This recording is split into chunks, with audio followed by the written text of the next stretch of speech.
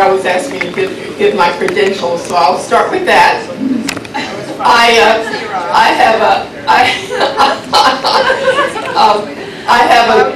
have a degree from the University of Pennsylvania in Philadelphia in economics. And although I did not go to a Wharton school, of course I took Wharton school courses. And then I have an MBA from Washington University in St. Louis, and my major there was finance, and I worked for Xerox Corporation in upstate New York. So I've lived in New York for a period of time. But for the listening audience, please forgive me. There's comment in the audience. Please.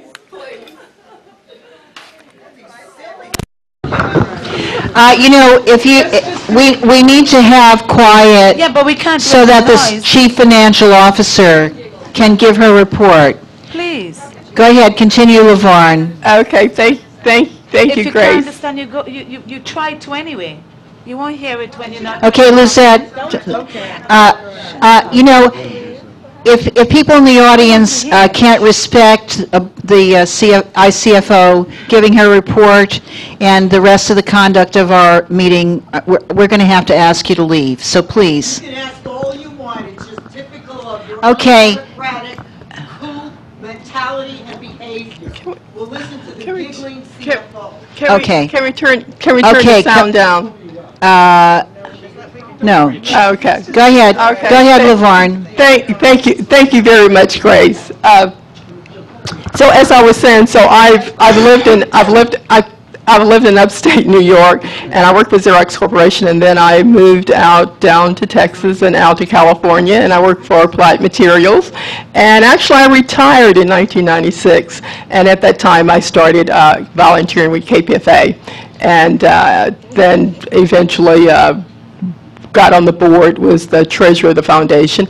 And then I was away from the foundation for over a year, and in February of this year, with the change in the board, the majority change, I was called down and I was appointed the interim CFO in February. So that's where I am, and I've been here, and I started as interim general manager here at BAI in the beginning of May. The Pacifica Foundation is now facing, end quote, let the enemy face the problems to come scenario, where senior management and all national boards, up to the one that was seated in January of this year, 2009, chose to ignore the mounting financial instability of WBAI 99.5 FM located here in New York City.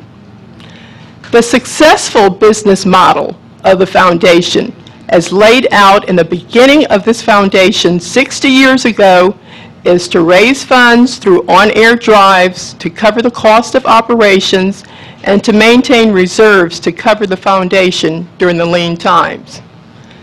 The failure model, as supported by the previous national boards and accelerated by the first nationwide elected and seated board in 2004, and implemented primarily here at WBAI, is to borrow money initially from the foundation with no plan or promise to repay the loan. The national office accumulates the debt as an interstation receivable that currently stands at $1,148,000. The simple fact is that on-air fundraising is the only method that is available to the foundation to raise significant funds to pay off the debts of the foundation, whether these debts are internal or external. In fact, if we do not support a plan to discharge this debt and infuse cash into the national office, the whole foundation runs the risk of insolvency, as everyone seemed to want to return to here at WBAI. Not everyone, I'm sorry. There are voices that seem to want to return to an insolvency at WBAI. This is simply putting off to tomorrow what should be done today. The evidence of this route to financial instability is the $300,000 line of credit that we must pay back to Wells Fargo on August the 1st. The other major route to the financial instability is the $1.1 million loan that was floated by the National Finance Committee chair in 2008 that contained a balloon payment revealed by the current chair and IED exerting her fiduciary responsibility and that mortgaged the assets of the foundation. If there's another way other than on-air fundraising to reduce the $1.1 million debt, let me just go back to in the national office that leads to negative cash flows for the national office and the foundation, please let me know. We have a motion from the National Finance Committee that embraced my proposal to use restricted funds held by the national office to pay the $300,000 line of credit borrowed from Wells Fargo last year that again is payable this year on August the 1st. Again, this is another instance of the problems to come. The donor-imposed restriction on the endowment allows use of the funds other than for the purpose stated in the gift in what is called exigent circumstances. Our foundation counsel advises us that we are in exigent circumstances and further advises us that we can write a promissory note to ourselves at interest, which is a requirement of the endowment, to pay back the funds into the restricted account rather than going to the credit market and borrowing the funds with the interest going to the bank. We are fortunate to have Mr. Diondo to advise the foundation on issues of restructuring debt at not-for-profit institutions. So again, I can go into what we're going to do in detail on that later. But basically, the idea is that we write a promissory note to ourselves to pay interest over a period of time. My suggestion is 24 months, that each station will pay it back. It's about $8,500 a month. Each station will pay it back based on their revenue, with BAI, basically BAI, KPFK, KPFA paying an identical amount, about $2,000 a month, and KPFT and WPFW paying a smaller amount.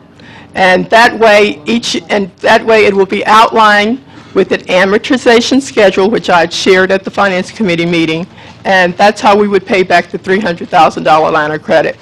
And even with the bankers, they'll tell you that this is a more conservative approach to this foundation, because we as a network, we're one of the few entities that can go out and ask the listener for money to help support us. And this is what we're doing. This is the success model that we have enjoyed. And this is what we would like to do in terms of repayment of the line of credit. Now the other thing is that we will also, since we do have we have a very good relationship with Wells Fargo, that we will still maintain an open line of credit of $100,000, and that will be based on CD that KPFA currently, we will structure KPFA currently holds. So I've had this conversation with the manager of KPFA, Lim Regio, and we all agreed to this. So this is one thing that we'll have in case of an emergency, we will have a $100,000 open line of credit. Is this? Okay. So now I just want to get to some of the numbers, because also I understand there was some conversation in earlier years about the CFO doing presentations without giving numbers. So just would like you to know, I've passed out to each one of the directors the results for June year to date. And just for June year to date, the results for the foundation reflect the lag in performance of the foundation compared to the budget that was prepared in 2008. Revenue totals $10,961,000, which is almost $1 million or 7% worse than budget. Can I have some water? Yes. Right These here? are Okay. empty. Okay, thank you. The revenue comparison to 2008 is, Jamie's getting you some. okay, is $4 million or 27% worse this year than last year. It shows a marked deterioration in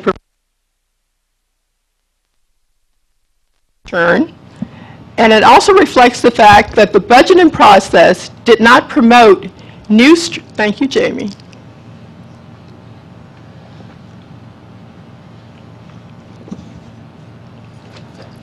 The revenue comparison to 2008, it reflects the overall economic downturn in the economy, but it also reflects the fact that the budgeting process did not promote new strategies to improve the projected revenues. Total expenses are $10,866,000, and it's almost it's over $200,000 or 2% worse than budget. Salaries account for the major portion of the negative variance, almost $500,000 or 8%. But this was offset by national board expenses totaling more than $86,000 better than budget. And let me just repeat this again. The national board this year expenses at this point through June year to date is $86,000 better than last year. So it shows that this board took the responsibility and their duties to reduce these really high costs of putting together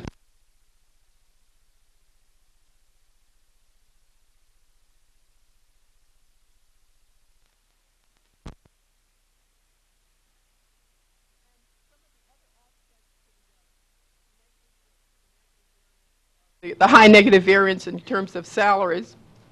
Include programming expenses are better, development expenses are better. Now, if you look at this, and it's better to budget, but if you look at it within what exactly has been done, you know, is there programming initiatives that should have been done that haven't been done? You know, so we have to look at that more in terms of comparison to budget and what we really have on the plate and what we can do in order to make sure that we are moving forward with the with all program and initiatives, and that it's where that we can set the basic infrastructure so as the economy turns around, we can be in a position to take advantage of that and to move forward. So again, the expenses actually improved, of course, over prior year by more than 14%, and again, it was due primarily to the national board expenses, which led the way. Okay. The net income for the first 3 quarters of this year is now positive again after May year to date, because there was in the month of June there was nearly $200,000 that were earned in the month of June, although the budget forecast a loss for the month of June. When we add in capital expenditures, though, the results year to date show a deficit for the foundation, which is over $32,000. And again, as I said earlier, that this shows that we are in exigent circumstances, and this is why we were able to exercise and use the restricted funds and setting up a promissory note to ourselves. So the other, again, the management changes at WBAI, which has implemented successful techniques in fundraising and adherence to the mission to allow the unfettered creative communities of the community, unfettered creative energies of the community, and the staff. Please, I'd ask the. You can ask all you want. You're not silent. You're not going to censor us here. If you want to call in the police, you'll show what your true hierarchical, authoritarian tendencies are. Okay, let me just tell the audience that we have an individual in the audience that's disturbing the presentation. One individual. The individual. Okay. We would have an appeal to the audience to please allow us to conduct business. Public comment is at 12:30. Oh, how considerate. Continue, Lavarn. We have our little niche, thank you, real community radio. They're gonna get themselves a better community. We're not good enough. Where's the guy who said There are much broader issues here. Just continue. All right. So for the listening audience, again, we thank you. We thank you for your patience. And this is a national board meeting. So again, thank you. The management changes at WBAI, implementing successful techniques in fundraising and adherence to the mission to allow the unfettered creative community. I'm trying to talk to you, and there are individuals in the audience who are continuing to interrupt the presentation here. And as we said, this is the Pacifica National Network. Thank you for being online. Thank you for listening. And we will try to continue this presentation without the continuous interruption from the audience. The continuous interruption, thank you for your patience. Mike as usual. And your continuous interruption of the mission at WBAI. Okay. Do you have? You could have done this by teleconference and saved the network some money. This is not a really profound, insightful You know, Grace, I presentation. have a point of personal privilege. Go ahead. I'd like to point out that all this board is volunteer board members. We all have other commitments with our jobs, with our families. Go fulfill that. With our jobs and with our families that cry out for our time. Yet you Cry out for your time. You're such sacrifices being here on a Saturday morning at the expense of the listenership, Mr. Ross. You know, and we've all If we can have some respect from the audience to complete the report, so we can complete the report. Grace, I'm not finished with my point. Okay, We're all volunteer people. We've all given up our time that we could spend doing something else to come here. And the one thing that we ask from the audience, this is a meeting. Everybody gets a chance to talk at these meetings. Oh, no, they don't. The You've board got a members get a captive chance mic to and talk. 2 minutes. And the public gets a chance to talk at meetings. But the basic fairness rule What a is disaffected, that alienated way of the communicating. basic rule of fairness is that other people, one Fairness. person has the floor, the You other fire people and don't destroy talk. people's lives. You So I talk would about ask fairness. you all, You in sacrifice consideration to of be the here work and and the sacrifice that we've put out to be here, that we can Sacrifice? follow the basic rules Do you of even have a fairness concept of what and sacrifice consideration means? What do you want us to do? of how to I behave want at you to be a meeting. democratic. I want you to Okay. stop being hierarchical and alienating to everything this station and this network has stood for since its inception. You sit up there with an autonomy, you threaten police action, you fire people, you bust unions, and you want to talk Okay, about excuse fairness? me. Why don't you start going gang? Public comment is at 12:30 today. Go somewhere else. It's at 12:30 today, that's We a will time have our certain. 20 minutes where Okay. we can... You know what? If you continue to heckle, everyone who heckles will not be allowed. Your public comment will be taken out of that 12:30 period. If you want to adjust the time for it. We'll keep track of the time and deduct it from the public comment period, which is only fair. Collective punishment, that's really a Pacific Thank you. You know, That's it. you have done zero time, as to whether you'll take public comment, and you give us 30 lousy minutes? Come on! I'd like to move that we suspend the agenda. That's right. And allow the audience to participate in a dialogue with this board for the next 45 minutes, where we will get a chance to speak in response to what they're saying. We'll give them a minute. They can pick whoever wants to speak, or 2 minutes, let's say. 2 minutes. To speak however they like, and we'll have a chance to respond. It'll be an orderly dialogue. You take a turn and we take a turn, and the people listening can see who's got the best interests of Pacifica at heart. Can we go? All right, okay. All right, is there any objection to George's suggestion? Madam Chair, we're in the middle of the the finance report. Sector, and let's For move the on. network that's in dire financial situation. Sector, and let's move on. Okay, The motion let's just is take a, to change the agenda. okay. So let's take a vote on that. We'll just do it by raising hands. Who is in favor of George's suggestion to suspend the agenda and to allow for a dialogue with the audience? 1, 2, 3, 4, 5, 6, 7. Who is opposed?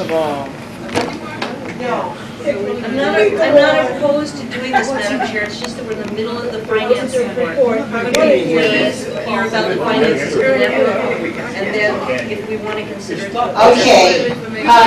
You know, I'd like to know what suggestion you have, how we can proceed. Yes, go ahead, Sheila. Give up your seat. And yourself. This mic is not on. Yeah, I can't get one on either, so. Yes, it is a little bit. Okay. All right. You know, whether this doesn't pass, it doesn't. It's George.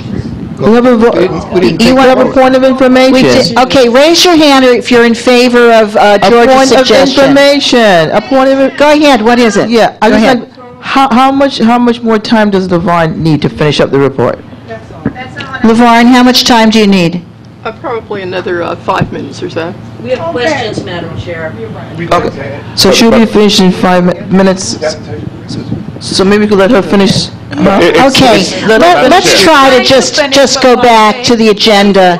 Madam Chair, it is pointless for us to give her 5 minutes if we can't hear the 5 minutes. Exactly. If we're going to do this, let's do it. If they want to have this conversation, let's have this conversation or something, because right now we're doing neither. Okay. In order to change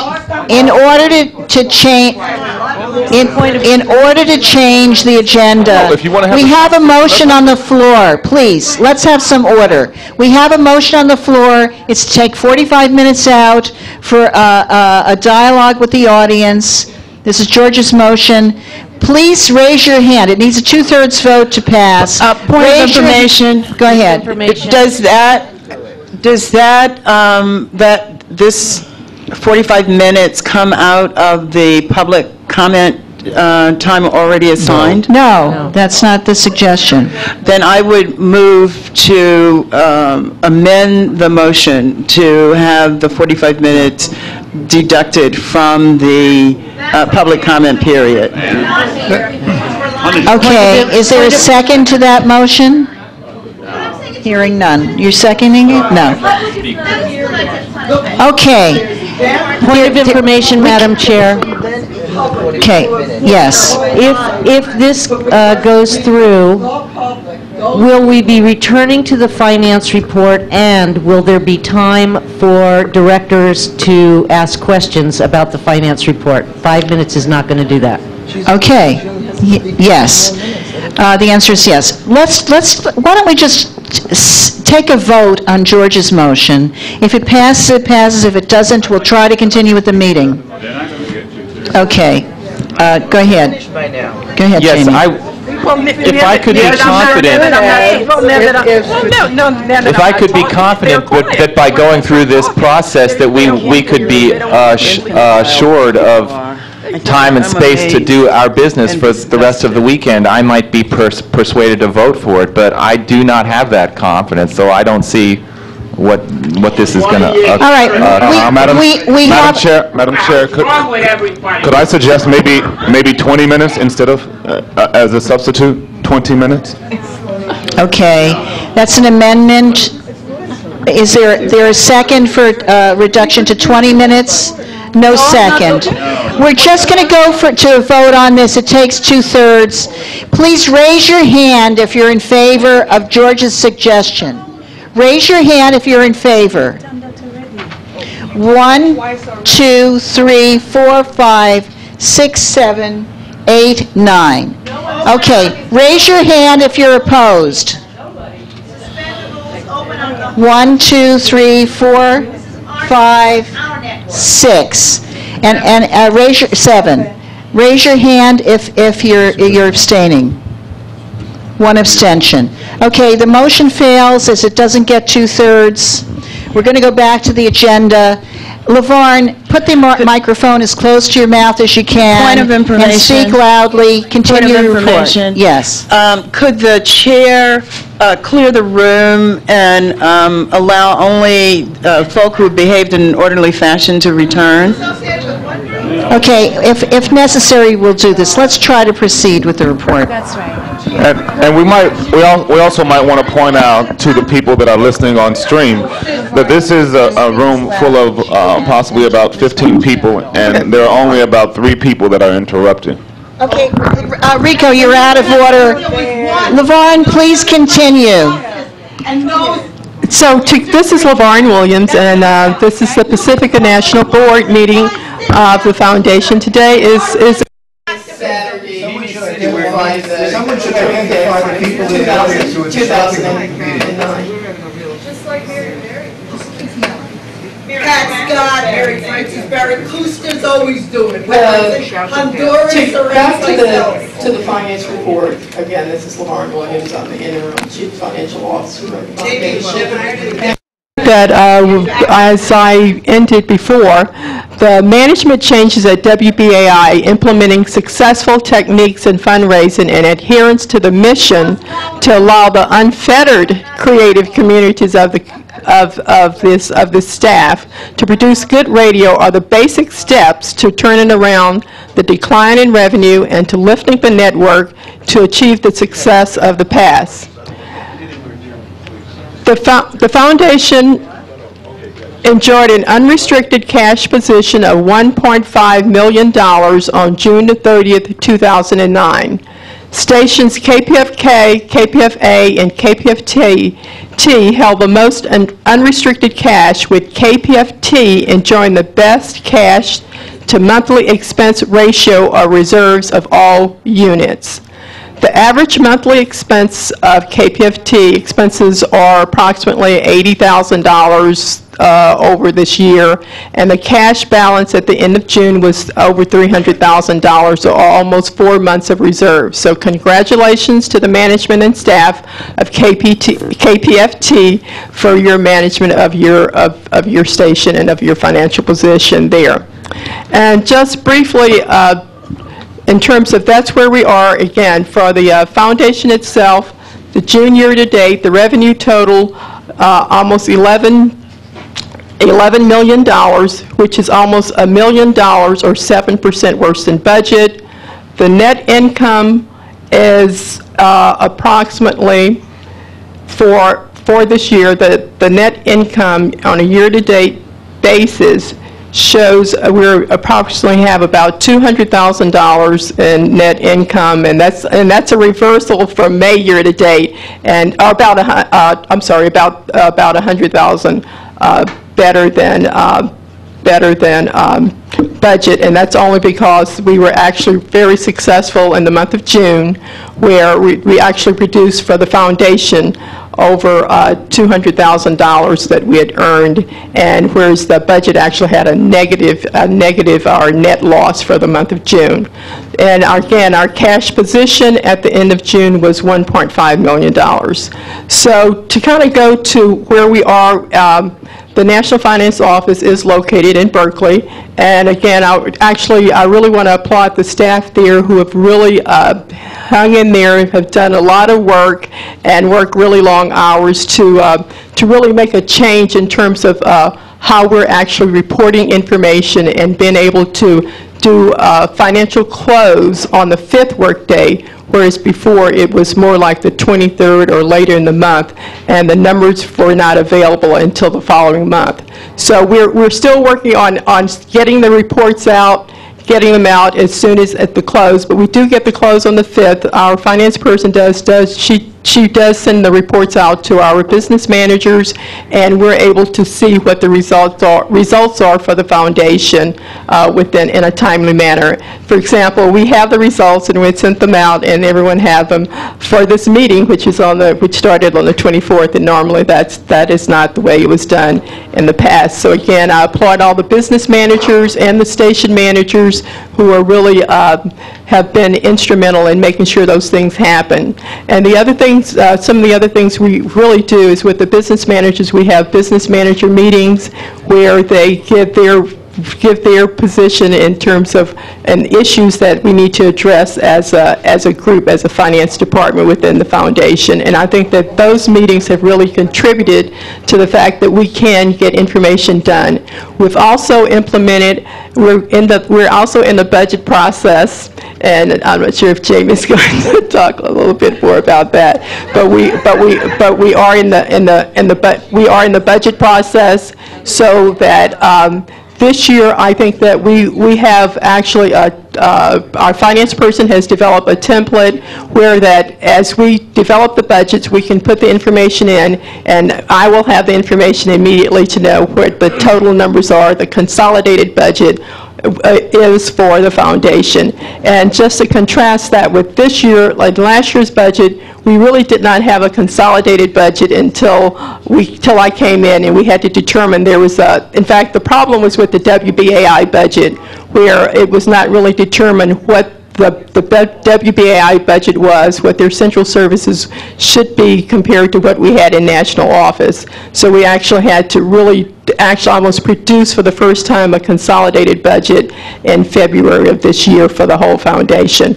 So again, the staff there at the national office, for this year we have a budgeting process where we have a template where as the budgets go in, it can be consolidated so the CFO, the finance committee, can immediately understand what the total budget is for the foundation. And the other little project that we've done as CFO is that we've had a professional architect and who's also a professor of architecture. What he did was he used our facilities in Berkeley as a project, so as a summer project for one of his classes. And what they did was they actually presented to us from the students. We went over to over at the California Academy of Art in San Francisco, and they presented their concept of what they could do for the national office and the restaurant, which is part of the foundation's assets there in Berkeley.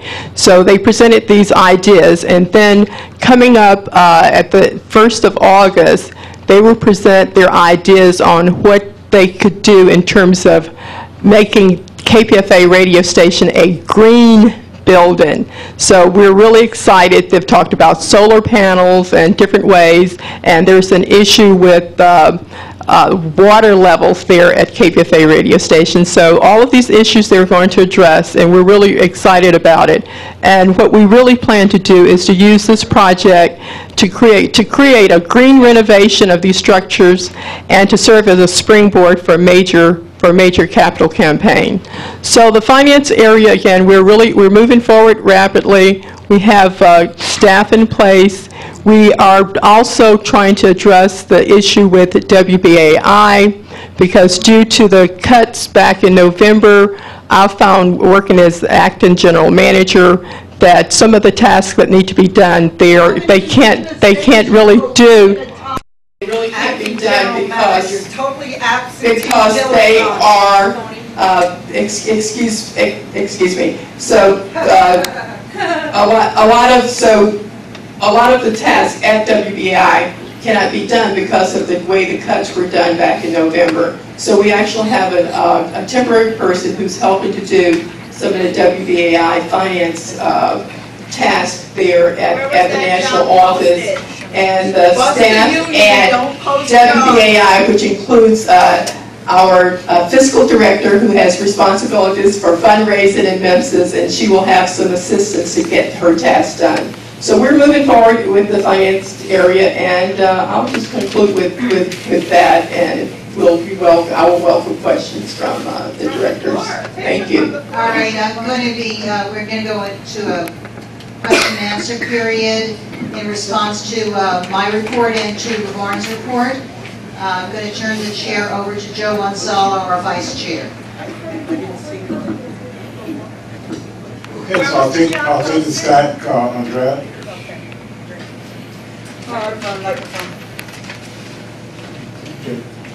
Okay. Check.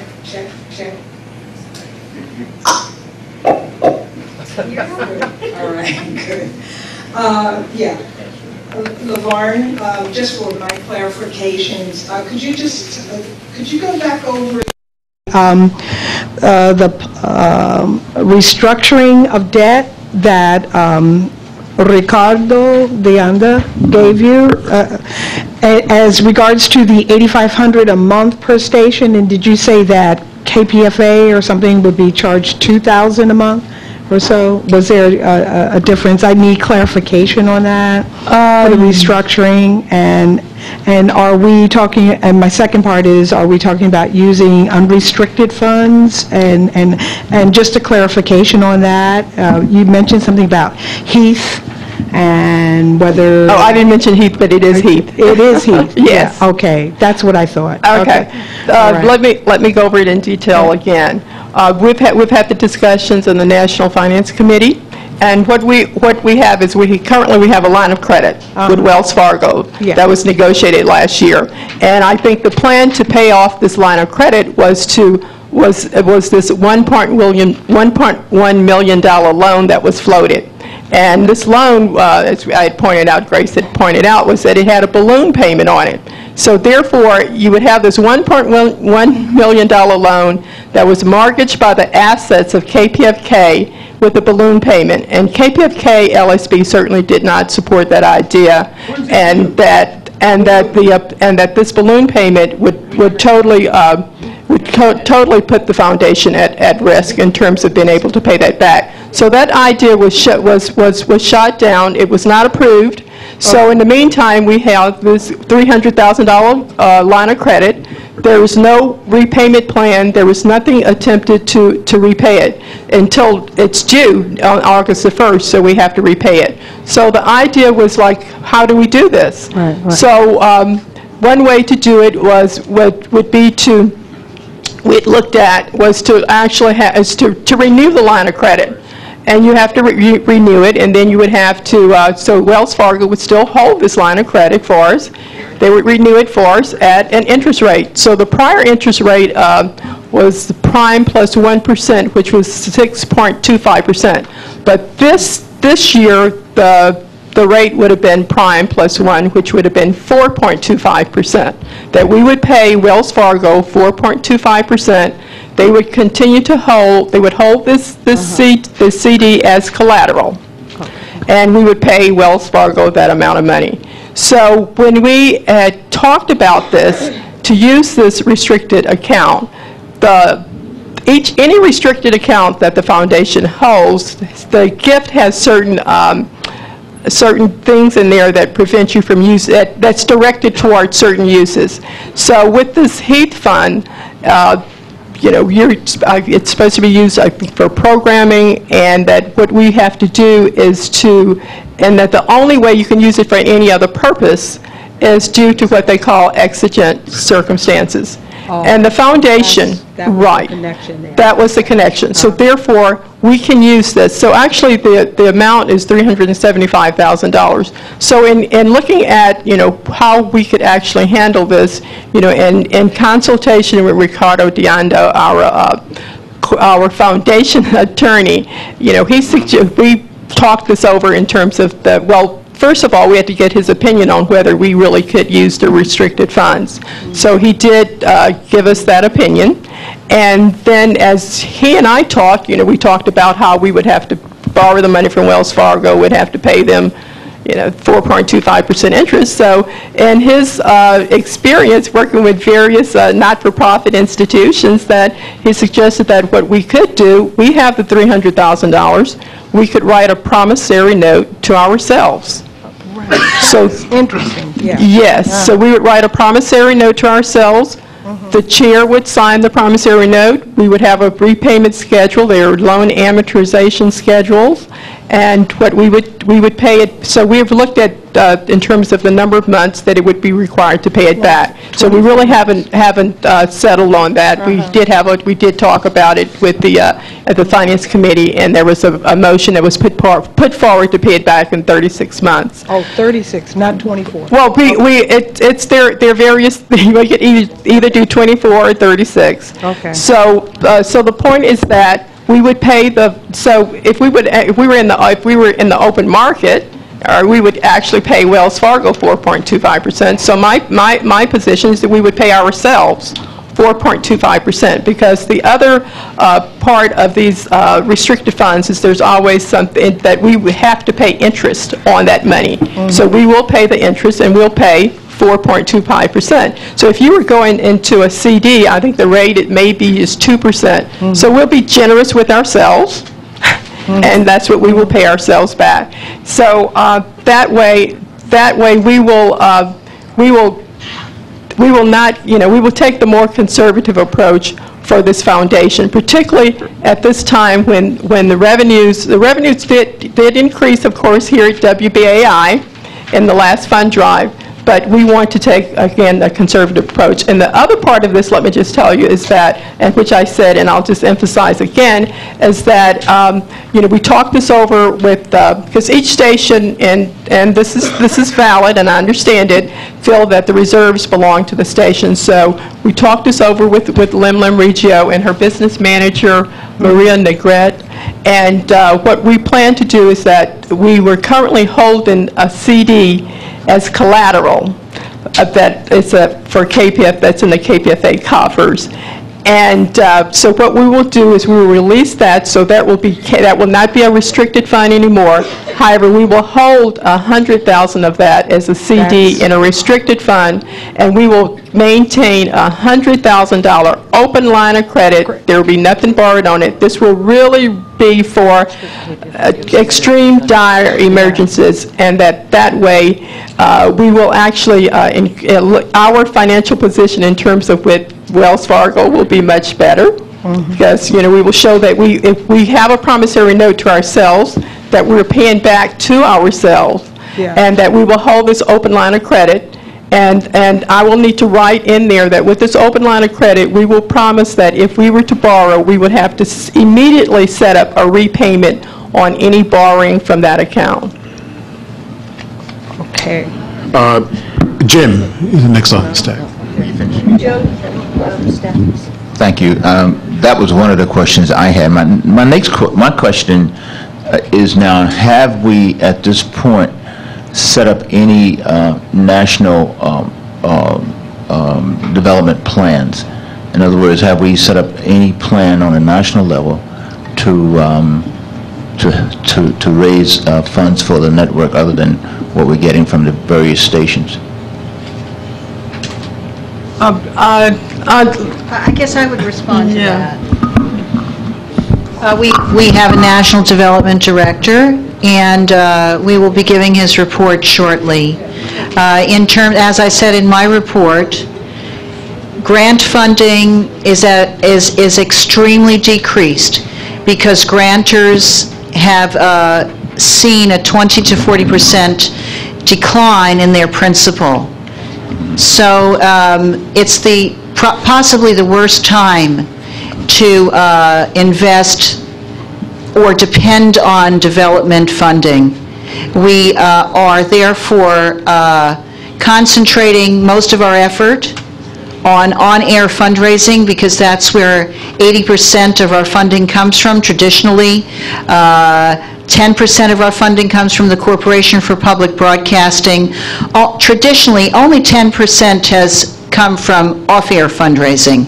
Now, there have been many suggestions that we should improve development to improve off-air fundraising, but this period of time in our nation's economy, and with foundations and even federal agencies, there's literally no money available on the local or state level. The only place is stimulus money. Grant funding would normally takes anywhere from 6 months to 18 months to show any actual results.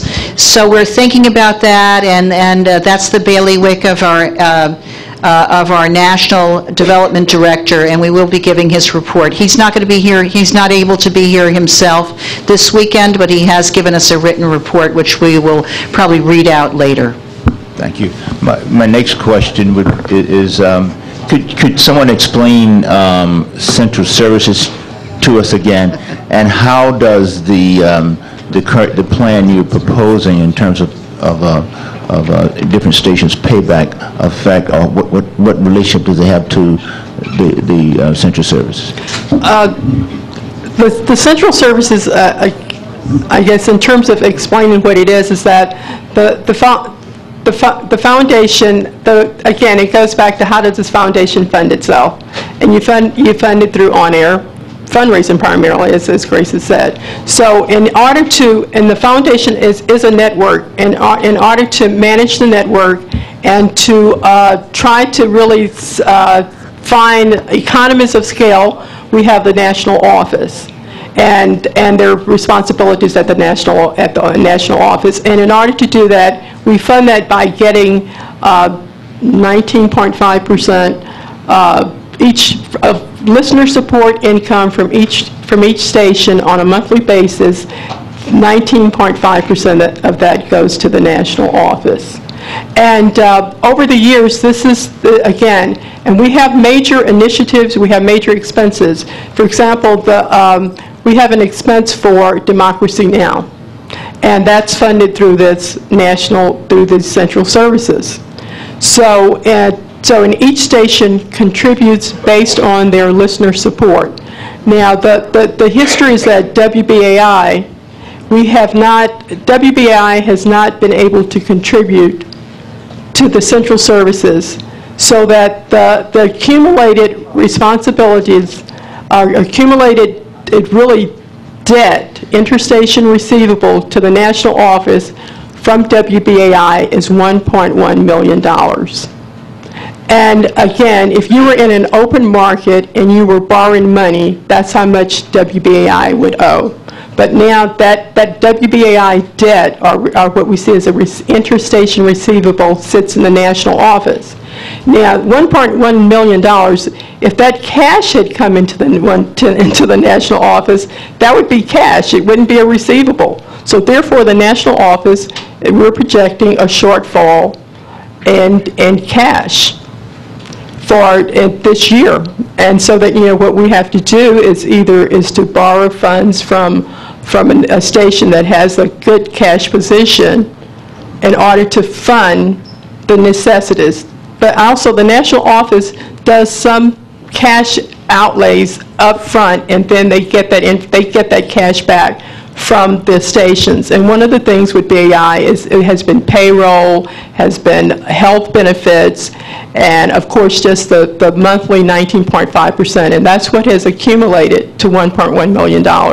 So my position, and I've said it, and I really want the board to hear this, is that WBAI accumulated, they did not transfer this $1.1 million, but it's not just this year, last year, it's been over, in fact, I have that outline here, it's been over a number of years.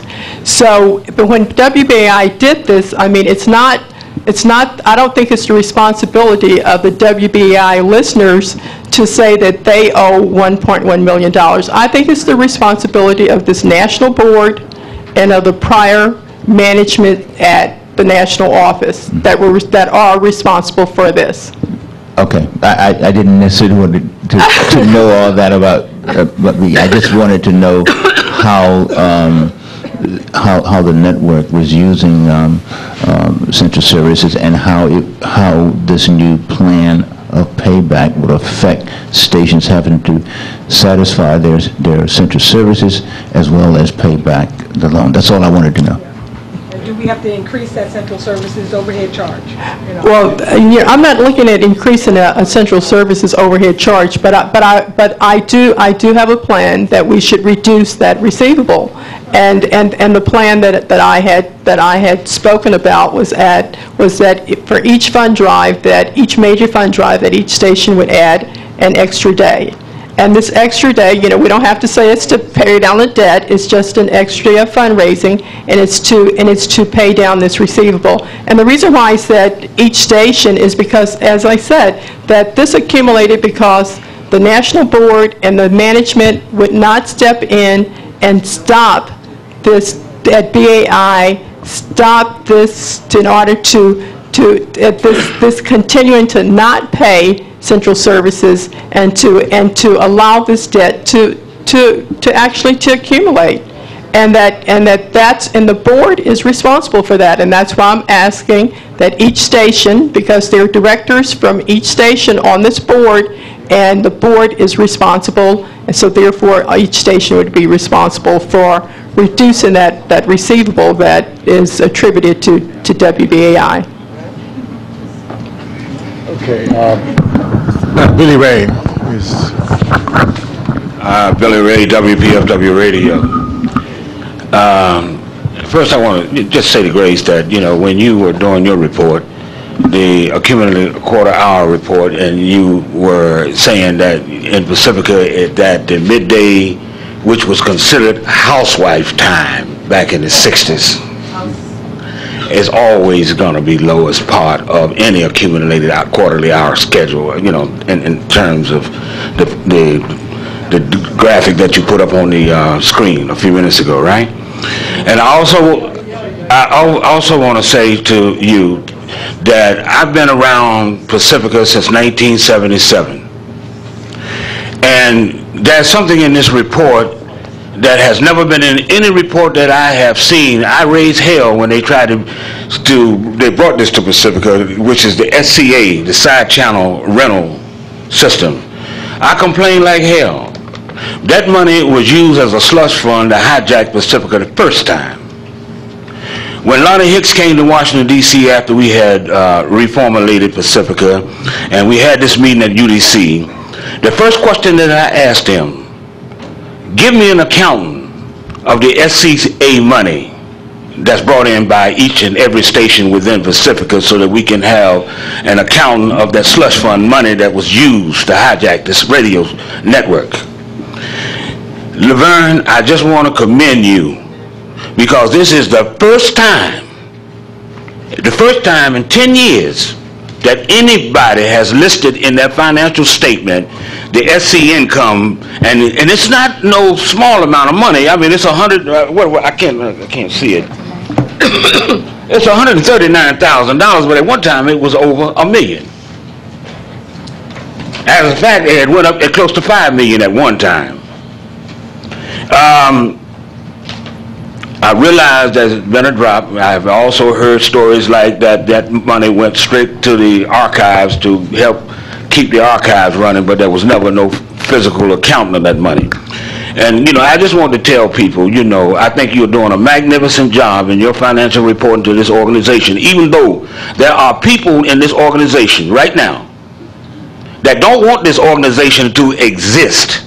They want it to fall, flounder, and they're doing everything within their humanly possible to make sure that happens. And I'm glad they have got conscientious people like yourself who's reaching deep into the financial business of Pacifica to bring the actual reality to the people here that, yes, this network can be saved with people that are diligent and willing to work to do it. Thank you.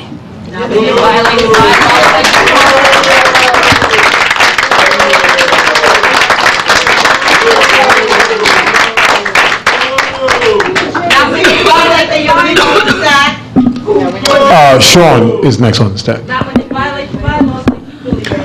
Thank you. I really enjoyed. I want to thank you for an excellent report, both of you ladies. And could I ask Ms. Williams, due to some of the commotion in here, I wasn't able to hear all your report.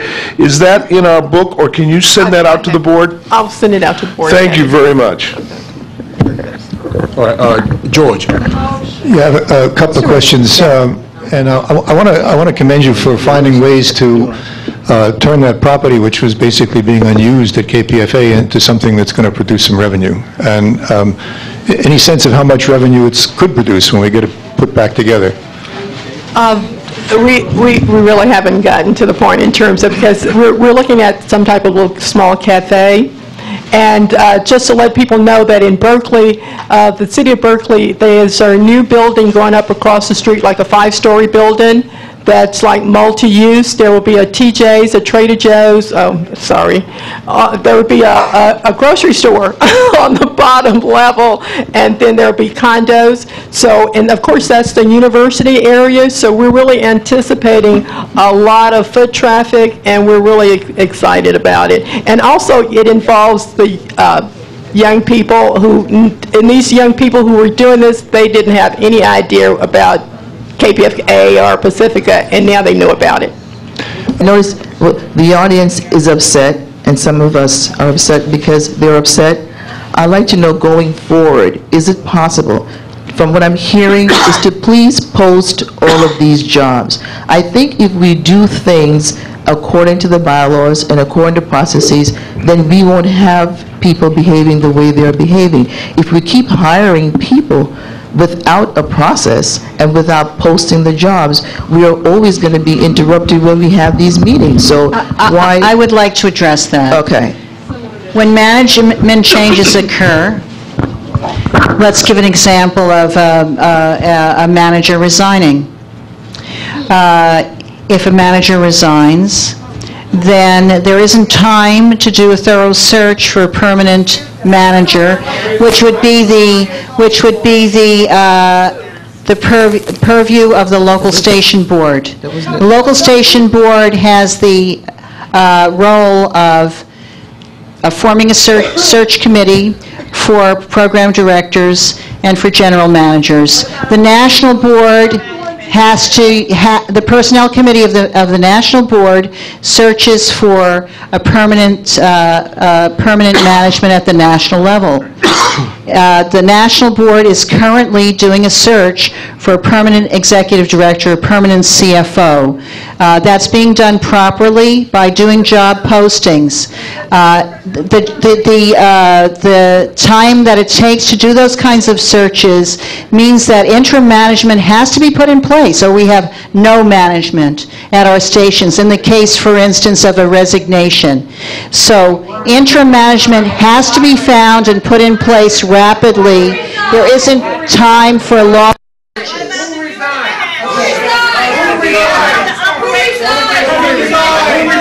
I'm giving a theoretical example here. You plan to fire them, you plan to post the job. Come here some order, please. And why don't you cancel the debt which any other organization would do instead of this nonsensical I'll give you a smoke minute and to mirrors? How bourgeois you are. We're gonna refinance the building. Please have some additional information if you Cancel the will. damn debt. I would like Sandra Rawline to address this. Is that possible? I would say just in general, so that we don't have... In general, job descriptions are put out When permanent employees are hired, they're not put out when, in emergency situations, when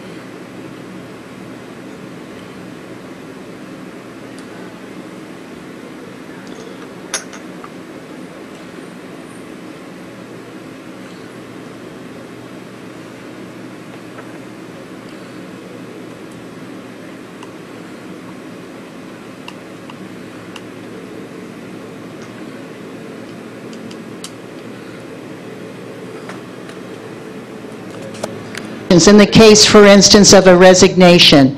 So interim management has to be found and put in place rapidly. There isn't time for long.